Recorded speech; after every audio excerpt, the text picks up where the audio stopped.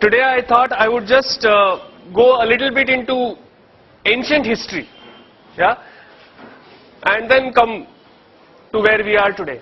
Okay, so all of you have heard of the Varaha avatar? Yes? If you have not, which country are you in? The Varaha avatar is when Lord Vishnu, right? He takes the shape of the boar, and then for some reason the earth is drowning in water. We don't know why and how, but the boar lifts the earth up and brings it out of the water, right? Saves the earth, so to speak, right? Now, that may be a fantastic story and all that, but check out the shape of the earth. What is it? It's round, right? Which means that more than 10,000 years ago, we knew that the earth was round. Yes? Which Europe only accepted once they saw the Apollo pictures from space, right? In fact, we call geography Bhugol, right? It is goal, round. Isn't it? It's not Bhutatte, right? Okay? It's Bhugol. Okay? So we knew a very long time ago that the earth was round. And then we call the earth Jagat. Jagat means what? Jiski gati hai wo, meaning that which moves. Right? So, we knew that the earth was round. We knew that it was not stationary, that it was moving. And this was thousands of years ago. Yes? Interesting, huh? Okay? Okay. Let's go a little bit into space. Now there is this star called Antares. Okay? Antares. Ares means Mars. Red. This is also a red star, so it is called Antares. We like Mars. Okay? Now it is the 15th or 16th brightest object in the sky. Alright? Yet, our elders, our ancients, they called it Jeshta. Okay? Now what does Jeshta mean? You know what Jeshta means? Jeshta means the biggest, the oldest, the eldest. Now why would they call the 15th brightest object? Meaning there are many more brighter objects than this star in the sky. Why would they call it the biggest? Yes? Intuitively, something that is brighter should be bigger. Yes or no? Right? But they called this one, the 15th brightest, they called it the biggest. Turns out they were right. It is 40,000 times bigger than our sun. In fact, it is one of the biggest objects known to man. Yes? Now, just imagine, you've got this group of people who have managed to name a star the biggest, and this was 5,000-7,000 years ago. Yeah? Which is just a point in the sky. Okay? Okay. Not done with stars yet. Heard about the Great Bear, the Big Bear constellation? Yes? Okay. So, we are interested in that star. Okay. It is actually not a star, it is two stars. Yeah? Now, this itself is a big deal. To figure out that that particular point of light in the sky is two stars. Okay? And it is called the Arundhati Vasishta. It's called Arundhati Vasishta. And in South India, there is a tradition where after marriage, yeah, the husband and wife are supposed to go out in the night and look at this particular star. Okay, now, funny tradition. Right? Okay.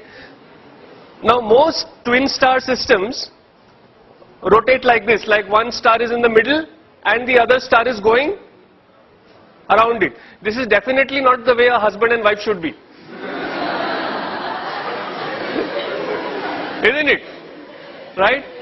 But Arundhati Vasishta, this particular system moves like that. Now, first, to figure out that that is a twin star system. Second, to figure out that it rotates in this way and not in that way. This is not something which is easy or obvious, is it? Yes? Third, to do it without telescopes. Yeah? Okay, metallurgy. Dinesh is BTech Metallurgy from IIT Bombay. You know, there are these pillars which are rust proof in India. Do you know about them? The most famous one is in front of Qutub Minar. Yes? This is a 1,000-year pillar, 1,000 years old, and even the pollution of Delhi has not touched it.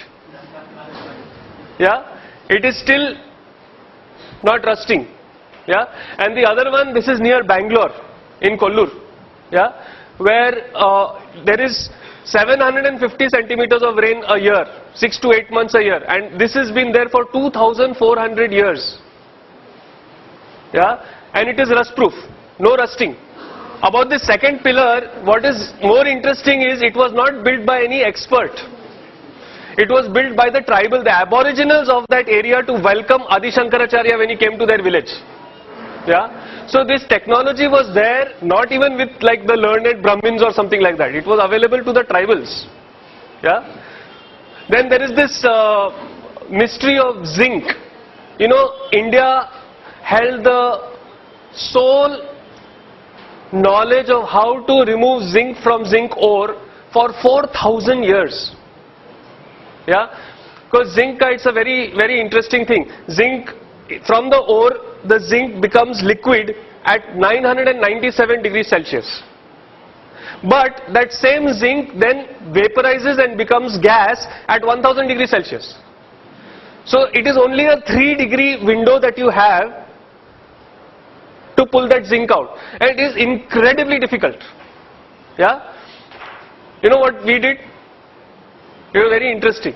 See, usually if you see a furnace, kya hota hai? There is the furnace and then something is coming out and being accumulated. Isn't it? This is the way most distillation is done. Yes or no?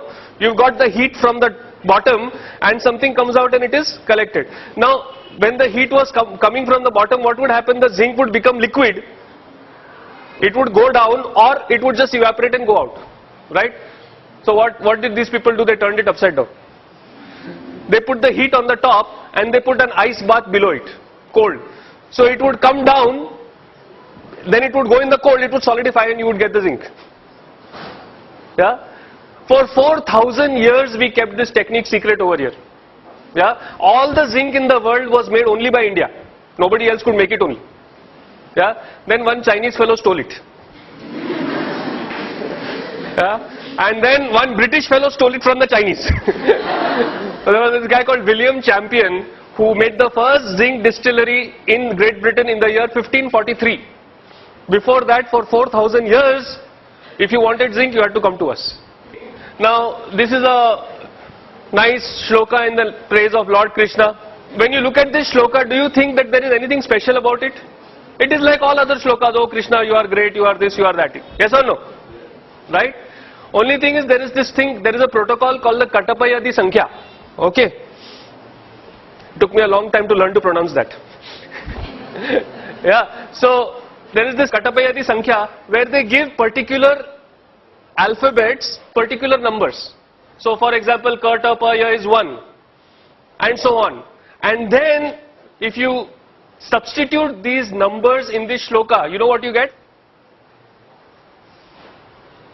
The value of pi correct to 30 decimal places. Yeah. So we knew how to do encryption also. Yeah. Acha, now, don't you like this, what I am talking about? So clap and tell me no. Yeah. You know, I am not used to just talking to an audience. I want audience feedback also. Alright? Okay. If you don't like it, then do like that. So I know. Now recently I had been to Goa. And in Goa there is this place called Vasco da Gama. You have heard of it, right? Now why is Vasco da Gama called Vasco da Gama? Because there was this fellow from Portugal who came and supposedly discovered India. Right? Okay, let me tell you the true story. This story is in Vasco da Gama's own journal which is there in Lisbon today. Okay. There were two guys who went searching for India. One of them was Christopher Columbus. The other was Vasco da Gama. Okay. Now Christopher Columbus, he went in the opposite direction. From Europe he went up. Okay. And he found America. Only he thought America was India. Okay. That is why the natives of Americans are called Indians. That's where the Indian name comes. because he thought मेरे को India मिल गया, right? So he called those people Indian. He called them Indians actually. Then the other people came and called them red because they were not white. Yes. So that was Christopher Columbus' story. Vasco da Gama, he went in the opposite direction. If you know your geography, he came down from Africa, and he was too chicken to go out into the main sea. He would only sail keeping the coast in view. Okay. And he was having the biggest ship available at that time in Europe. Alright. So he came all the way down to the Cape of Good Hope. Okay. And over there, he was wondering, now how do I cross? Because from there to go to India, you have to go across the ocean, across the sea, right? Over there he met a Gujarati whose name was Kanha. Okay, he does not mention the surname, possibly Patel. Okay. Yeah. So he met this Kanha Bhai who was a trader from India, from Gujarat, who had ships 12 times the size of this ship. 12 times. And remember, Vasco da Gama's ship was the biggest ship in Europe at that time. Okay? He had ships which were trading ships, forget about military ships, trading ships which were 10 to 12 times the size of Vasco da Gama's ship. And Vasco da Gama's ship was escorted with 3 ships, like in formation, his ship was in the middle, those 3 of our Indian ships escorted this guy to Goa, to India. Yeah? So maybe we should call Kanha, no? Yes?